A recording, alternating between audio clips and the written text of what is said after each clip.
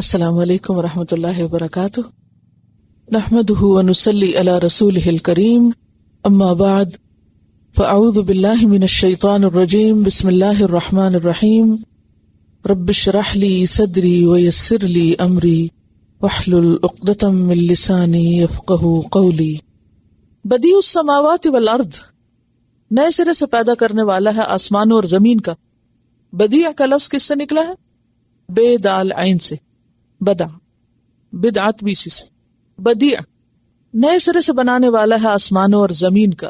السماوات والارض، انا کیوں کر، کہاں سے، کیسے، یکون ہو سکتا ہے، لہو اس کے لیے، ولدن کوئی بیٹا یا اولاد، اس کی کوئی اولاد کیسے ہو سکتی ہے، بیٹا یا بیٹی کیسے ہو سکتی، ولم تکن لہ صاحبہ، حالانکہ اس کی کوئی بیوی ہی نہ تھی، تو بیوی کے بغیر اولاد کا تصور کہاں سے، اور اس کو ضرورت بھی نہیں، اور کوئی بیوی اس کی ہو کیسے سکتی، اس لیے کہ وخلق کل شیء، ساری چیزیں تو اس کی مخلوق ہیں، اور پیدا کیا اس نے ہر چیز کو، اس کے سوا ہر چیز کریٹڈ ہے، اس کی کریشن ہے، مخلوق ہے، لہذا مخلوق اور خالق میں فرق ہے۔ مخلوق خالق کے برابر نہیں ہو سکتی، جب اس کے برابر کی کوئی چیز ہے ہی نہیں، اس کی بیوی بھی نہیں ہو سکتی، جب بیوی نہیں تو بچوں کا تصور کہاں سے؟ اس لیے یہ سارے فیبریکیٹڈ، خود ساختہ، جھوٹ گھڑے ہوئے عقائد ہیں جن کی کوئی حقیقت نہیں۔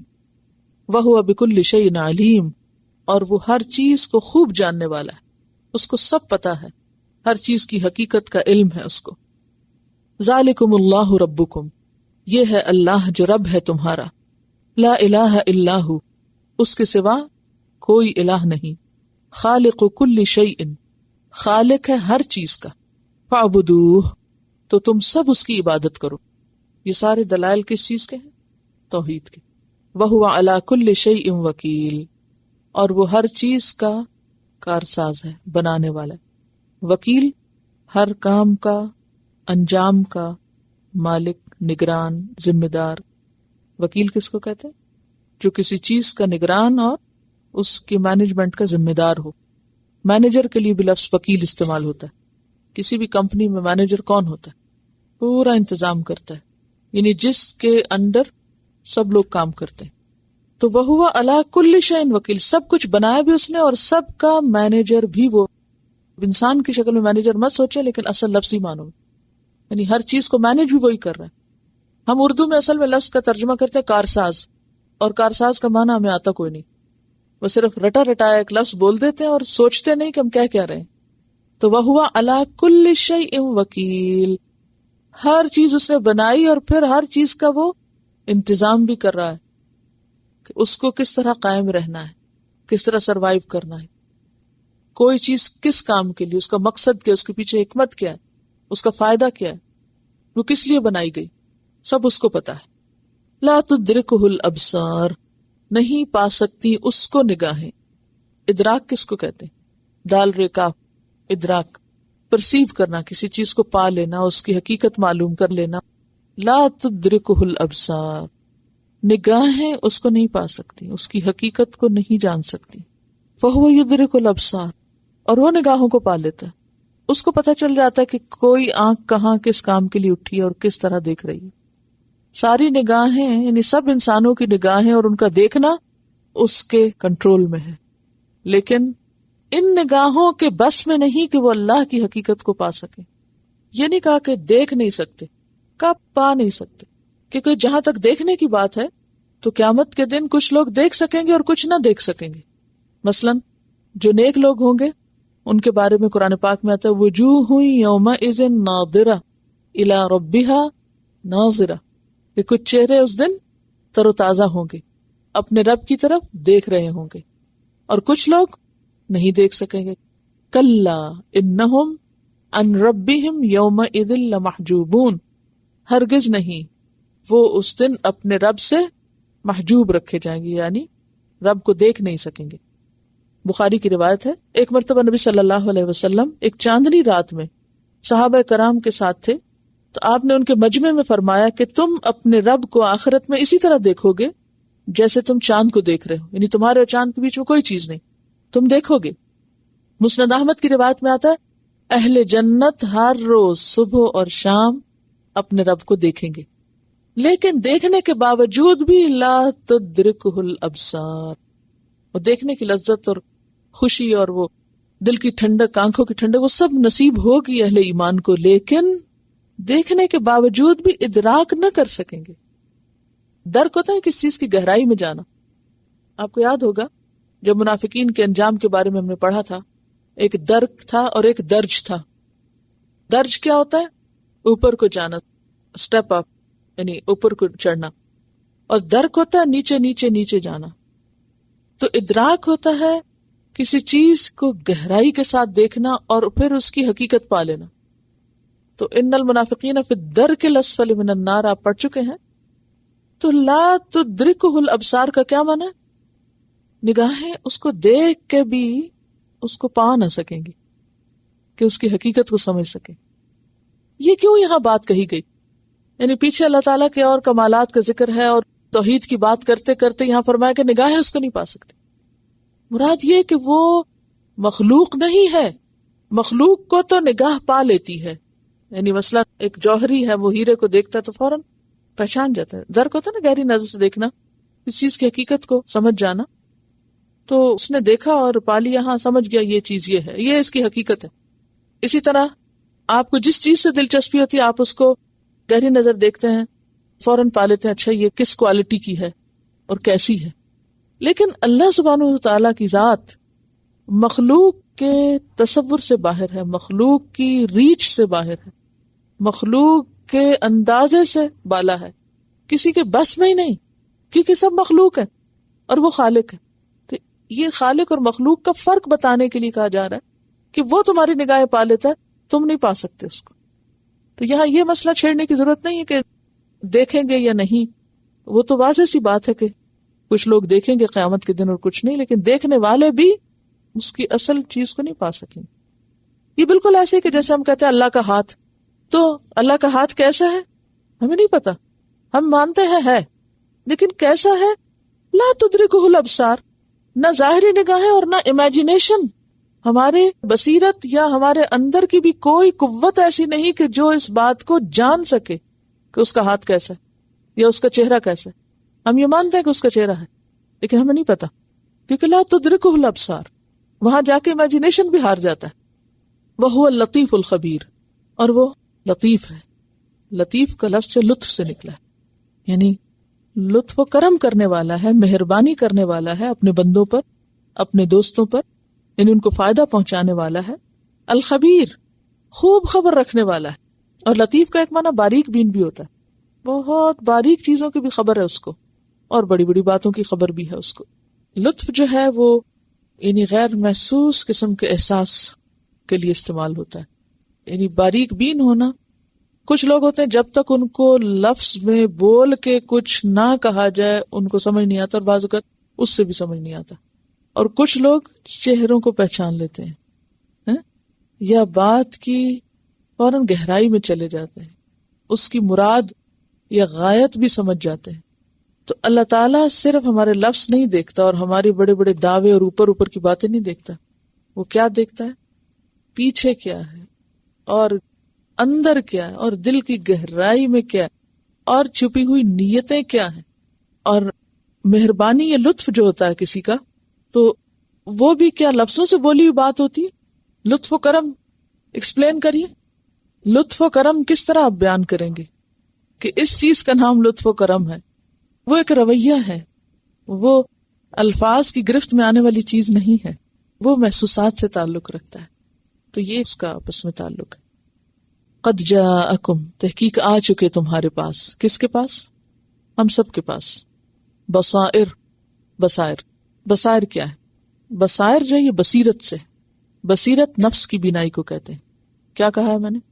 نفس کی بینائی، مطلب کیا ہے اس بات کا؟ دل کی آنکھ، ایک ہے نا ظاہری آنکھ رؤیت بصر، یہ جو سامنے کی آنکھ، اور ایک ہے رؤیت نفس، بصیرت کی آنکھ، اندر کی نگاہ۔ تو بصیرت کا لفظی معنی ہوتا ہے نفس کی بینائی، وہ قوت جس سے علمی حقائق کا پتہ چلایا جائے۔ اور بصر کیا ہوتی ہے؟ جس سے حسی اشیاء کو دیکھا جا سکے۔ بصر کیا کرتی ہے؟ آنکھ کیا کرتی ہے؟ حسی اشیاء کو دیکھتی۔ حسی کون سی؟ مثلا میری آنکھ کیا دیکھ رہی ہے؟ قلم دیکھ رہی ہے، کتاب دیکھ رہی ہے، میز دیکھ رہی ہے، آپ کو دیکھ رہی، آپ حسی ہیں، یہ سب حسی ہے، تو یہ کس کا کام ہے؟ آنکھ کا. لیکن بصیرت کیا ہوتی؟ وہ صرف حسی اشیاء کو نہیں دیکھتی، بلکہ حسی اشیاء کی غایت، یہ جو سامنے نظر آنے والی چیز ہے اس کے پیچھے جو اس کا مقصد اور جس چیز کی طرف وہ دلالت کرتی ہے اس کو بھی دیکھتی. آپ نے جب لفظ عالمین پڑھا تھا تو آپ کو یہ بتایا تھا کہ عالمین علم سے نکلا. علم نشانی کو کہتے ہیں، اور نشانی کسی چیز کے اوپر دلیل ہوتی ہے، کسی چیز کی طرف لے جاتی ہے نا آپ کو. مثلا آپ یہاں سے کسی جگہ جا رہے ہیں، کسی شاپ کے لیے یا کسی پارک کے لیے، تو وہاں آپ کیسے پہنچتے ہیں؟ کیا دیکھ دیکھ کے پہنچتے ہیں؟ نشانیاں دیکھ دیکھ کے نا. اچھا وہ فلاں جگہ سے مڑ جانا، وہاں فلاں مال ہوگا، وہاں فلاں درخت ہوگا، فلاں چیز ہوگی، لائٹس کے پاس سے ادھر ہو جانا، ادھر یہ لکھا ہوگا، یہ سب نشانیاں ہوتی ہیں نا. تو یہ نشانیاں کس لیے ہوتی ہیں؟ روڈ سائنس کس لیے ہوتے ہیں؟ ہم کو اصل منزل تک پہنچانے کے لیے، ٹھیک ہے نا. اسی طرح یہ سارے سائنس، یہ درخت ہیں، یہ بادل، پہاڑ، یہ سب کچھ یہ کیا ہے؟ سائنس، علم ہے. یہ کس کو پہچاننے کے لیے؟ اللہ تعالیٰ کو پہچاننے کے لیے. آنکھ کیا دیکھتی ہے؟ درخت دیکھ رہی ہے. بصیرت کیا دیکھتی ہے؟ دل کی آنکھ کیا دیکھتی ہے؟ اس کے پیچھے کون ہے؟ اس کا بنانے والا کون ہے؟ Who is the creator؟ بصر کریشن دیکھتی ہے اور بصیرت کریٹر تک پہنچتی ہے. تو لوگوں، تمہارے پاس بصائر آ چکے ہیں، بصیرتیں آ چکی، واضح آیات اور نشانیاں، کھلے دلائل آ چکے. من ربکم، تمہارے رب کی طرف سے، تمہارے رب کی طرف سے تمہیں بصیرت یعنی ایسے دلائل مل چکے ہیں جس سے تم حق کو پالو. فمن ابصر، تو جو کوئی دیکھے، فلنفسی، تو وہ اس کے نفس کے لیے، اس کی اپنی ذات کے فائدے کے لیے. ومن عامیہ، اور جو اندھا بنا رہے، فعلیہا، تو اسی پر ہے کیا؟ ذمہ داری، تو وہ خود ذمہ دار. وما انا علیکم بحفیظ، اور نہیں ہوں میں تم پر نگہبان، نگران. میں کیا ہوں پھر؟ بشیرم و نذیرہ. تو نبی صلی اللہ علیہ وسلم کو کیا کہا گیا کہ آپ لوگوں کو بتا دیجئے کہ قرآن میں، کائنات میں کھلی کھلی نشانیاں اس بات کی موجود ہیں کہ جن کے ذریعے تم اپنے رب کو پہچان سکتے ہو. اگر پھر بھی کوئی اندھا بنا ہوا ہے تو اس کا ذمہ دار پھر کوئی پیغمبر نہیں ہو سکتا اس کے اندھے پن کا. اس کا ذمہ دار وہ خود ہے. اور جو آنکھیں کھول کے حق کو پہچان لے اور مان لے، اس کا فائدہ بھی خود اسی کو ملے گا. فمن اہتدی فانما یہتدی لنفسہ ومن ضل فانما یضل علیہا. سورۃ یونس آیت 108. فصلت آیت 46 میں آتا ہے من عمل صالحا فلنفسہ ومن اساء فعلیہا وما ربک بظلام للعبید. سورۃ الحج آیت 46 میں آتا ہے فإنها لا تعمى الأبصار ولكن تعمى القلوب التي في الصدور. آنکھیں اندھی نہیں ہوتی، دل اندھے ہو جاتے ہیں جو سینوں میں ہیں. یعنی آنکھ سے تو مثلاً درخت نظر آ رہا ہے، لیکن دل سے وہ روشنی نہیں آ رہی کہ جو اس درخت کے بنانے والے کو پہچان سکے یا اس کے ذریعے اس تک پہنچ سکے، اس کو پا سکے. تو اس کی وجہ کیا ہوتی کہ وہ لوگ نظر تو رکھتے ہیں، بصیرت نہیں رکھتے. لہذا چیز کو تو دیکھتے ہیں، بنانے والے کو نہیں پہچانتے. ایسے شخص سے بڑھ کر اندھا کون ہوگا کہ جس کو چیز نظر آ رہی ہو اور اس کے پیچھے جا کر بنانے والے کا پتہ نہ چل رہا ہو، یا وہ سمجھے کہ یہ سب کچھ خود ہی بن گیا. وَكَذَلِكَ نُصَرِّفُ الْآيَاتِ، اور اسی طرح، کس طرح؟ یعنی جس طرح ہم نے نشانیاں واضح کر دی. نصرف الآیات، ہم پھیر پھیر کے لاتے ہیں آیات. صرف ہوتا ہے کسی چیز کو ایک حال سے دوسرے حال کی طرف منتقل کرنا، کسی چیز کو ایک حال سے دوسرے حال کی طرف لے جانا. تو ہم آیات کو پھیر پھیر کے بیان کرتے ہیں. کس لیے؟ وجہ، تاکہ بات سمجھ میں آ جائے. یعنی ایک بات کو مختلف طریقوں سے واضح کر کے بتاتے ہیں تاکہ تمہیں سمجھنے میں کچھ مشکل نہ ہو. لیکن لوگوں کا حال کیا ہے؟ وہ سمجھنے کی بجائے کچھ اور ہی اس کی توجیحات تلاش کرنے لگتے ہیں. مثلاً کیا کہتے ہیں؟ وَلِيَقُولُوا دَرَسْتَ، اور تاکہ یہ کہیں کہ تم پڑھا آئے ہو. درستہ، درس ہوتا ہے کسی کتاب کا پڑھنا اور سیکھنا. تو اہل عرب قرآن میں، اللہ کے کلام میں سارے دلائل پا رہے تھے، اور خود کلام کو بھی دیکھ رہے تھے اور سمجھ رہے تھے کہ یہ کسی انسان کا نہیں اللہ ہی کا ہے، لیکن سب کچھ جاننے کے باوجود پھر اندھے بن جاتے اور کیا کہتے کہ یہ کلام تم کسی انسان سے پڑھ کے آئے، کسی انسان نے تمہیں سکھایا، جیسا کہ سورۃ الفرقان میں آتا ہے وَقَالُوا أَسَاطِيرُ الْأَوَّلِينَ، وہ کہتے ہیں یہ پہلوں کی کہانیاں ہیں، اکتتبھا، جن کو لکھوا رکھا ہے، فَهِيَ تُمْلَى عَلَيْهِ، پھر وہ اس پر املا کی جاتی ہیں بکرۃ وَأَصِیلًا، صبح و شام، یعنی آپ کو کوئی اور لکھواتا ہے۔ اور اہل مکہ کا اعتراض کیا تھا کہ آپ قرآن کہاں سے لا رہے ہیں؟ وہ یہ نہیں کہتے تھے یہ اللہ کی طرف سے ہے، وہ کیا کہتے تھے؟ وہ کہتے تھے کہ یہ مکہ کے کچھ غلام ہیں جن کا نام یسار اور جبر وغیرہ تھا، جو رومی تھے، کہ رومیوں کی کتابوں میں جو کچھ لکھا ہوا تھا وہ رومی غلام آپ صلی اللہ علیہ وسلم کو لکھواتے ہیں اور آپ کے اوپر پڑھ کے سناتے ہیں، لہذا صبح شام آپ وہاں چھپ چھپ کے سیکھنے جاتے ہیں اور پھر آ کے لوگوں کو کہہ دیتے ہیں یہ اللہ کا کلام۔ وَلِيَقُولُوا دَرَسْتَ، کہ تم پڑھ کے آئے ہو کہیں سے، کسی نے پڑھایا۔ سورۃ النحل آیت 103 میں اس کی تردید کی گئی، وَلَقَدْ نَعْلَمُ أَنَّهُمْ يَقُولُونَ، اور ہم جانتے ہیں کہ وہ کہتے ہیں، إِنَّمَا يُعَلِّمُهُ بَشَرٌ، کہ اس کو کوئی انسان سکھاتا ہے، یعنی قرآن کو اللہ کا کلام ماننے کی بجائے کیا کہتے تھے؟ یہ کوئی انسان ہے جو آپ کو یہ باتیں سکھا رہا ہے، لکھا رہا ہے۔ لسان الذی یلحدون الیہ اعجمی، اس شخص کی زبان جس کی طرف یہ اشارہ کر رہے ہیں وہ تو اجمی ہے، وہ رومی غلام تو عرب نہیں ہے۔ وہذا لسان عربی مبین، اور یہ قرآن تو عربی مبین کی زبان میں اترا ہے، تو یہ ان کا کہنا بھی غلط ہے۔ آپ دیکھیے کہ آپ کتنے بھی اچھے ہوں کسی دوسری زبان میں، لیکن جو آپ کی مدر ٹنگ ہوتی یا جس میں آپ نے بچپن میں پڑھا لکھا ہوتا ہے، اس زبان کے علاوہ دوسری زبان میں فصیح و بلیغ بات کرنا ہمیشہ مشکل ہوتا ہے۔ سیکنڈ لینگویج کا حق اس طرح ادا نہیں ہو سکتا جس طرح فرسٹ لینگویج میں آپ کمیونیکیٹ کرتے ہیں۔ اللہ تعالیٰ فرماتے ہیں کہ ہم نے تو آیات کھول کھول کے بیان کر دی، لیکن ان کی سمجھ میں نہیں آتی، اور یہ کیا کہتے ہیں کہ یہ سب کچھ کہیں اور سے پڑھا لکھا جا رہا ہے۔ وَلِنُبَيِّنَهُ، اور تاکہ ہم بیان کریں اس کو، کس کو؟ قرآن کو، لِقَوْمٍ، اس قوم کے لیے، يَعْلَمُونَ، جو علم رکھتی۔ تو کیا قرآن پھر صرف علم والوں کے لیے ہی بات بیان کرتا ہے؟ جی ہاں، جو سیکھیں انہی کو سمجھ آئے گا نا، جو نہ سیکھیں تو ان کے لیے تو پھر کوئی معنی نہیں رکھتا، ان کو تو سمجھ نہیں آ سکتا۔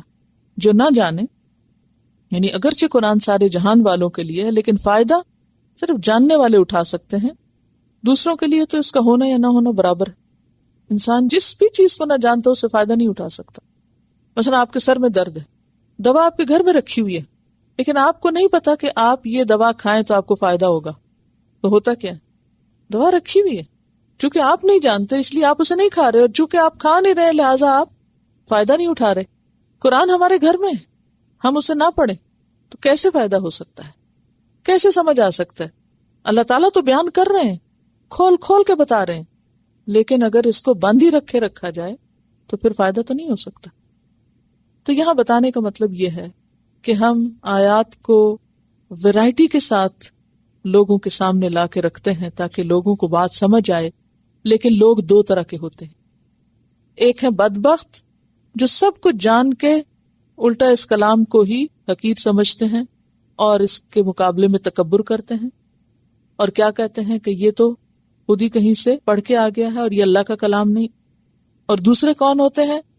جو اس کی باتوں کو سمجھتے ہیں، جانتے ہیں اور اس کو مان لیتے ہیں، اور وہ سعادت مند ہوتے ہیں۔ اتبع، پیروی کیجیے، کس کو کہا جا رہا ہے؟ نبی صلی اللہ علیہ وسلم کو۔ کس چیز کی پیروی؟ ما، جو اوحیا، وحی کیا گیا ہے، الیک، آپ کی طرف، من ربک، تیرے رب کی طرف سے۔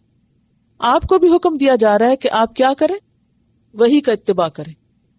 اب آپ دیکھیں اگر یہ اللہ کے رسول کا کلام ہوتا تو وہ اپنے آپ کو یوں مخاطب کرتے اس کلام میں کہ آپ اس کلام کی پیروی کریں۔ کوئی اپنی کتاب میں ایسی بات لکھتا ہے کہ اپنے آپ کو مخاطب کر کے کہے کہ جو کچھ اس میں لکھا ہے اس پہ خود بھی عمل کرو؟ نہیں، یہ اللہ کا کلام ہے۔ تو اللہ تعالیٰ کیا فرما رہے کہ جو کچھ اس میں آیا ہے، جو کچھ دیا جا رہا ہے، اس کی پیروی آپ پہ بھی لازم ہے۔ لا الہ الا ہو، اس کے سوا کوئی الہ نہیں۔ کیونکہ الہ تو بس ایک ہی ہے. وَأَعْرِضْ عَنِ الْمُشْرِكِينَ، اور مشرکین سے اعراض برتو. اعراض کیا ہوتا ہے؟ اگنور کرو، بے رخی برتو، توجہ نہ کرو. اعراض کیا ہے؟ توجہ نہ کرو، کیونکہ شرکیہ خیالات توجہ کے قابل ہی نہیں، اہمیت کے قابل نہیں.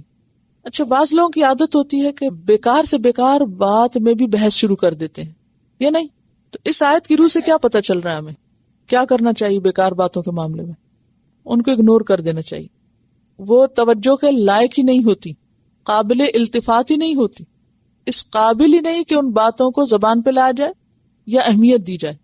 دیکھیے، ہر شخص اپنی گفتگو کے موضوع سے پہچانا جاتا ہے، کون کس موضوع پہ بات کرتا ہے.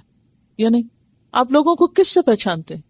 کسی بھی شخص کی قدر و قیمت، اس کا علم، وہ اندر سے کیا چیز ہے، وہ کس مقام پہ، کس درجے پہ ہے، اس کا اندازہ کہاں سے ہوتا ہے؟ لباس سے ہوتا ہے. نہیں، ہم تو یہی سمجھتے ہیں لباس سے ہوتا ہے. لہٰذا ہم کسی کو امپورٹنس دیتے ہیں، اہمیت دیتے ہیں تو کیا دیکھ کے؟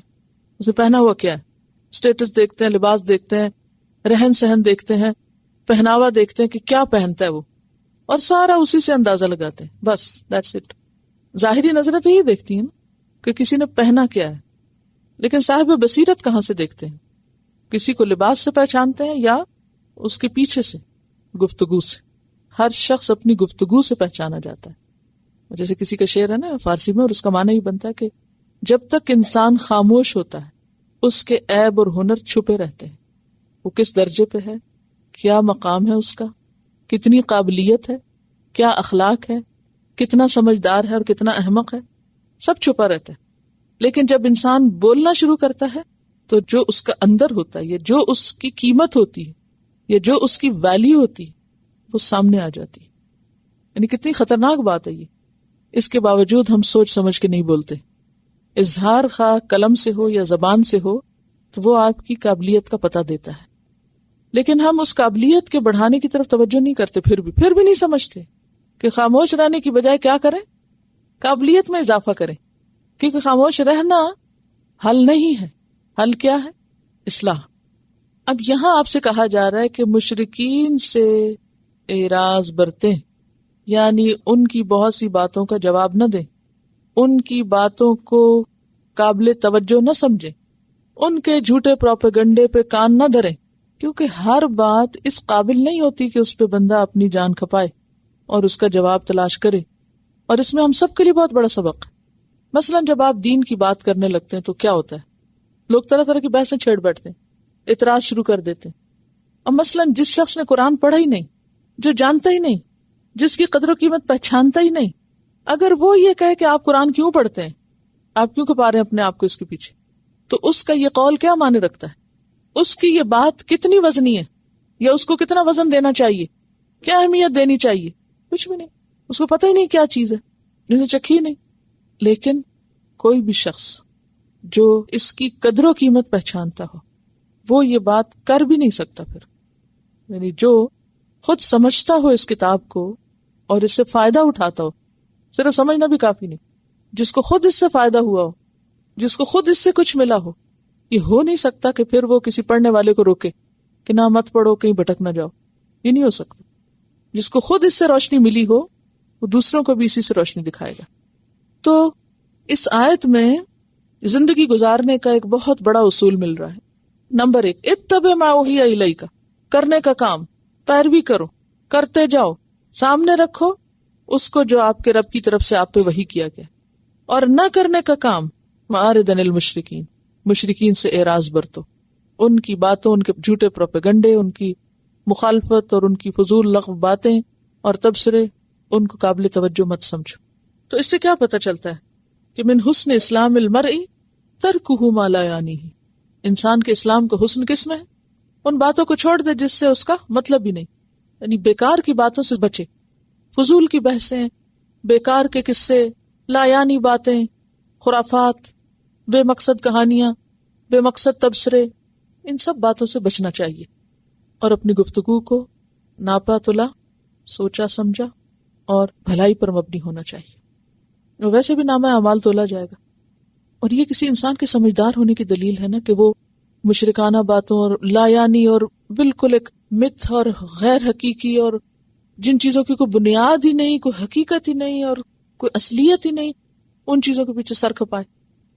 عقل مند انسان ایسی چیزوں کے پیچھے جاتا بھی نہیں، اس کے پاس بیکار چیزوں کے لیے وقت ہی نہیں، ان کو قابل توجہ سمجھتا ہی نہیں، اور یہ سمجھداری کی دلیل. اور غیر حقیقی باتوں کے پیچھے جانا ناسمجھی کی دلیل.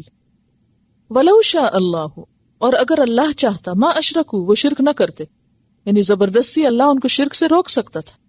جیسے کہ ایک اور جگہ پر آتا ہے وَلَوْ شَاءَ اللَّهُ لَجَمَعَهُمْ عَلَى الْهُدَى، اگر اللہ چاہتا سب کو ہدایت پہ جمع کر دیتا. وَمَا جَعَلْنَاكَ عَلَيْهِمْ حَفِيظًا، اور نہیں بنایا ہم نے آپ کو ان پر نگران. کس کو نہیں بنایا نگران؟ نبی صلی اللہ علیہ وسلم کو. کس بات کے لیے؟ کہ آپ لوگوں کو جبرن مسلمان کریں.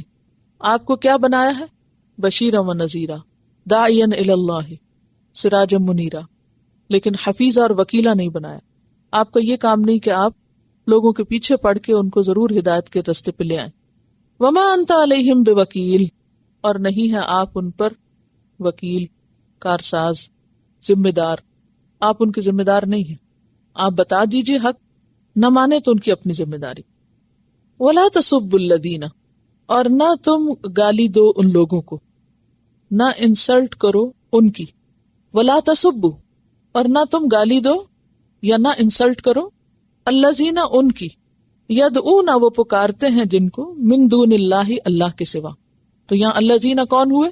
ان کے بت، ان کے معبود، جھوٹے معبود. ان کے جھوٹے معبودوں کو تم گالی نہ دو. کیوں؟ فیسب اللہ، پھر وہ گالی دیں گے اللہ کو، عدون یعنی ظلمن، ظلم کے ساتھ، زیادتی کے ساتھ، بغیر علم، بغیر علم کے، جانتے نہیں، اللہ کی قدر پہچانتے ہی نہیں، بے سوچے سمجھے پھر وہ جواباً اللہ تعالیٰ کو برا بھلا کہیں گے. تو اس سے کیا پتہ چلتا ہے کہ ویسے تو باطل معبودوں کو باطل قرار دیا جا سکتا ہے دلیل کے ساتھ، لیکن ایک جذباتی انداز میں ایسا طریقہ نہیں اختیار کرنا چاہیے جس کا نتیجہ درست نہ ہو. تو کیا اصول نکلا یا کیا سبق ہمیں ملتا ہے؟ کہ انسان کوئی ایسا کام نہ کرے جو بظاہر جائز نظر آتا ہو، درست نظر آتا ہو، لیکن نتیجہ اس کا الٹا نکلے. یعنی آپ کی کوئی بات یا آپ کا کوئی کام بظاہر بالکل صحیح ہو سکتا ہے، اصول پر مبنی ہو سکتا ہے، جسے ہم عام طور پہ کہتے ہیں نا یہ بالکل صحیح ہے، آپ ثابت کریں میں نے غلط کیا. غلط نہیں کیا، لیکن آپ اس کا نتیجہ بھی تو دیکھیں، اس کا کیا نکلا، فائدہ کیا ہوا اس کے کرنے کا.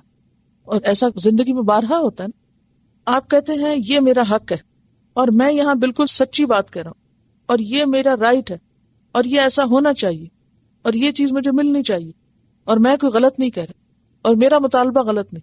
بالکل ٹھیک ہے، آپ اپنی بات میں 100% سچے، لیکن جس انداز سے آپ مطالبہ کر رہے ہیں اور جس وقت میں آپ مطالبہ کر رہے ہیں اور جس موقع اور جس مناسبت سے آپ بات کر رہے ہیں وہ درست نہیں. لہذا نتیجہ کیا نکلے گا؟ مثلاً آپ دیکھیے کہ اگر آپ کو غصہ آیا ہوا ہو اور آپ کا بچہ آپ سے کوئی جائز چیز بھی مانگے تو اس کو جواب ناجائز ملے گا. کیوں؟ اب وہ یہ کہے کہ میں نے کوئی غلط بات کہی. نہیں بھی، آپ نے بالکل غلط بات نہیں کہی، آپ کی بات بالکل صحیح ہے، لیکن موقع درست نہیں تھا یا انداز درست نہیں تھا. تو اسی طرح جو باطل معبود ہیں وہ باطل ہیں، جھوٹ ہیں، کوئی حقیقت نہیں اس کی. ان کو آپ غلط ثابت کر سکتے ہیں علمی دلائل کے ساتھ، لیکن اس کے باوجود آپ ان کی انسلٹ نہ کریں کیونکہ وہ دوسروں کے محبوب ہیں. تو کسی کو مت چھیڑیں اس طرح کہ پھر وہ جواباً آپ کے اصل معبود پر انگلی اٹھانے لگے. تو کسی بھی مسلمان کو نان مسلمز کی کسی چیز کا مذاق نہیں اڑانا چاہیے، چاہے وہ غلط ہو. ٹھیک ہے، ہنسنا نہیں چاہیے اس پر. یعنی مثلاً اگر آپ کسی ایسے مجلس میں جہاں لوگ اوٹ پٹانگ اور خرافات قسم کی حرکتیں کر رہے ہیں اور آپ کو دیکھ کے ہنسی آ رہی ہے یا آپ کی سمجھ سے بالا ہے، تو ایسے موقع پر بھی کیا کرنا چاہیے؟ خود کو کنٹرول کرنا چاہیے. کیوں؟ اس لیے کہ اگر آپ ایسا کریں گے تو جواباً ان کو رستہ دے دیں گے، اوکے کر دیں گے کیا کرنے کے لیے کہ وہ بھی آپ کے رب کو برا بھلا کہہ سکیں، اور اس طرح آپ سبب بن گئے کس کا؟ ایک غلط کام کا.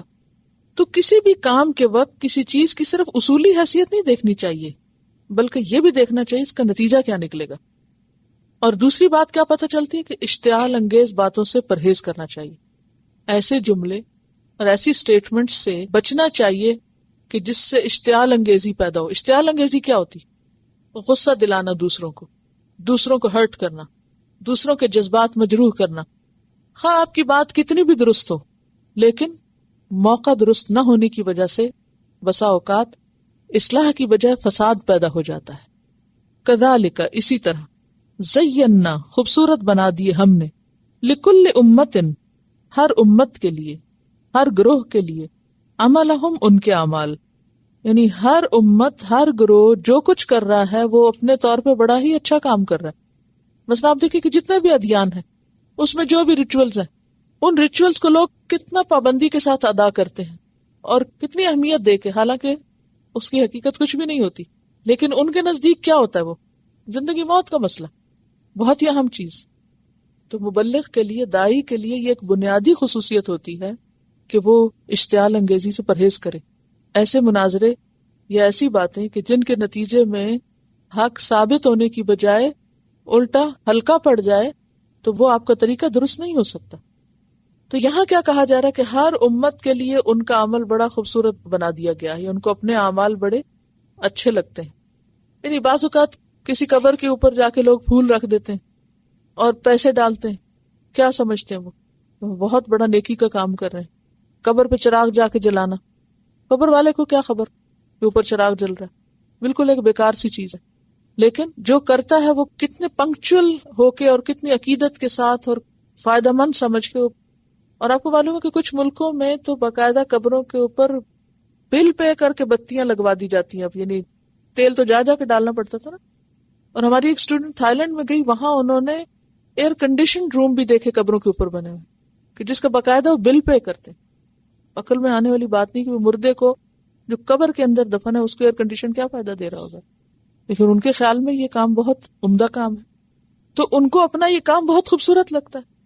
اسی طرح کوئی بھی اس طرح کی بیکار قسم کی ڈیکوریشنز جو وہ عبادت گاہوں پہ کرتے ہیں، سونے کے پانی چڑھانا یا مال خرچ کرنا، یہ ان کے نزدیک کیا بہت ہی ایک قابل احترام قربانی، لیکن اللہ تعالیٰ فرماتے ہیں کہ ثم الی ربہم مرجعہم، پھر ان سب کو اپنے رب کی طرف لوٹنا، فینبئہم، پھر وہ انہیں بتائے گا، بما کانوا یعملون، کہ وہ کیا کرتے رہے، کیا کر کے آئے، ان کے اعمال کی حقیقت کیا تھی۔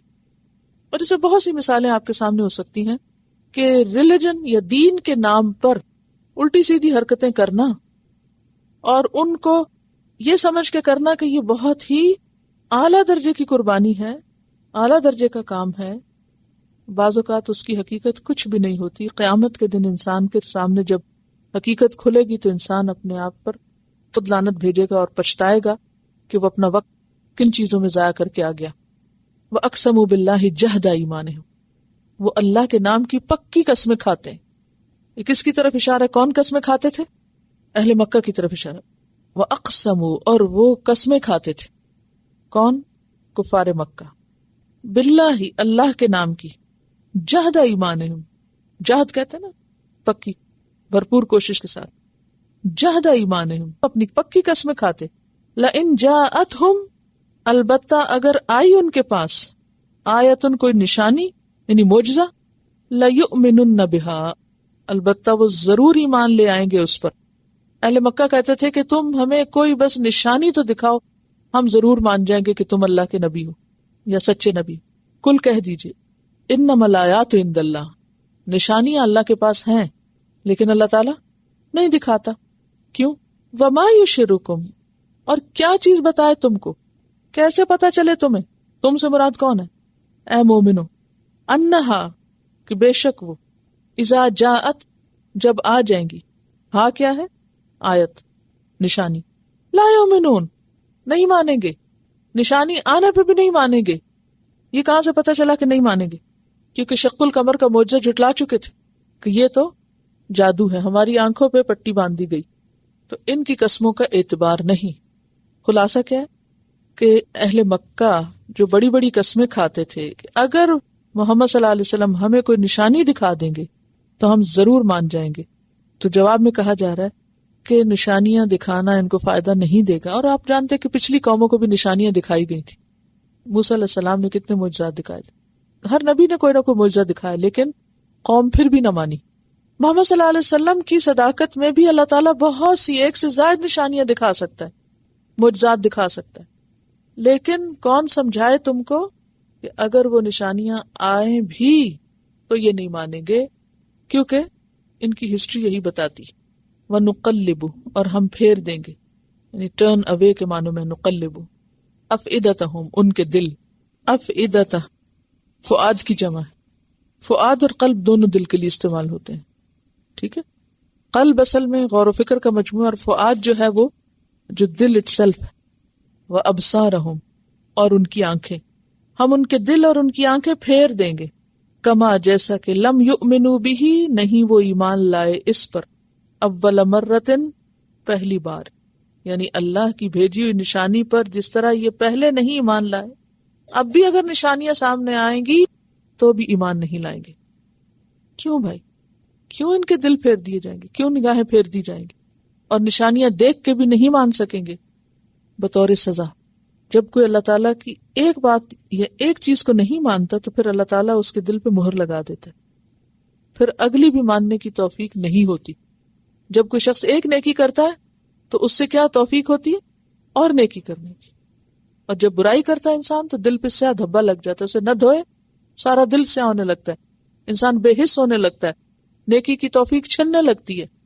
تو چونکہ یہ پہلی نشانی نہیں مانے، فرمایا آئندہ بھی یہ نہیں مانیں گے۔ وَنَذَرُهُمْ فِي طُغْيَانِهِمْ، اور ہم چھوڑ دیتے ہیں ان کو ان کی سرکشی میں، طغیان یعنی گمراہی مراد، یعمہون، وہ بھٹکتے پھرتے ہیں، حیران و پریشان ہیں، اندھے بنے پھرتے ہیں۔ سورۃ الحجر آیت 14 اور 15 میں فرمایا وَلَوْ فَتَحْنَا عَلَيْهِمْ بَابًا مِّنَ السَّمَاءِ، اگر ہم ان پر آسمان کا دروازہ کھول دیں، فَظَلُّوا فِيهِ يَعْرُجُونَ، اس میں یہ چڑھنے لگ جائیں، لَقَالُوا، البتہ پھر بھی کہیں گے، انما سکرت ابصارنا، کہ ہماری آنکھوں کو مسحور کر دیا گیا، بل نحن قوم مسحورون، بلکہ ہم لوگوں پہ تو جادو کر دیا گیا۔ یعنی اگر ان کو اتنی بڑی نشانی دکھائی جائے کہ یہ آسمان کے دروازے کے اندر لٹرلی داخل ہونے لگ جائیں، اوپر اٹھا لیے جائیں، تو بھی کہیں گے نہیں نہیں نہیں، یہ تو ہم پر کوئی جادو کر دیا گیا، یہ حقیقت کچھ بھی نہیں، مانیں گے ہی نہیں۔ کیونکہ جب دل سخت ہو جاتے ہیں نا تو سچائی ہونے کے باوجود بھی سامنے نظر نہیں آتی انسان کو۔ تو انسان جب سنگ دل ہوتا ہے، سخت دل ہوتا ہے، تو دنیا کی کوئی چیز پھر اس کو نرم نہیں کر سکتی۔ اور اگر آج کل کے سیناریو میں دیکھیں تو اب بھی آپ دیکھیں کہ اس مصیبت کے آنے کے بعد بھی، زلزلے کے آنے کے بعد بھی، کچھ لوگ تو بہت سمجھے اور کچھ لوگ اور بھی زیادہ الٹے ہو گئے۔ وہ کہتے ہیں یہ ہوا ہی کیوں، اور نعوذ باللہ اللہ تعالیٰ کے بارے میں طرح طرح کی باتیں کرتے ہیں، اور پھر عبرت اور سبق اور نصیحت اور دلوں کی نرمی والی بات نہیں ہے، بلکہ اور دل سخت ہو گئے ہیں ضد میں آ کر۔ تو جب کسی کے اندر ضد آ جاتی ہے تو پھر وہ جھک نہیں سکتا۔ تو اللہ تعالیٰ اس چیز سے بچائے ہم سب کو۔ وآخر دعوانا الحمد للہ رب العالمین۔ سبحانک اللہم وبحمدک، نشہد ان لا الہ الا انت، نستغفرک ونتوب الیک۔ السلام علیکم ورحمۃ اللہ وبرکاتہ۔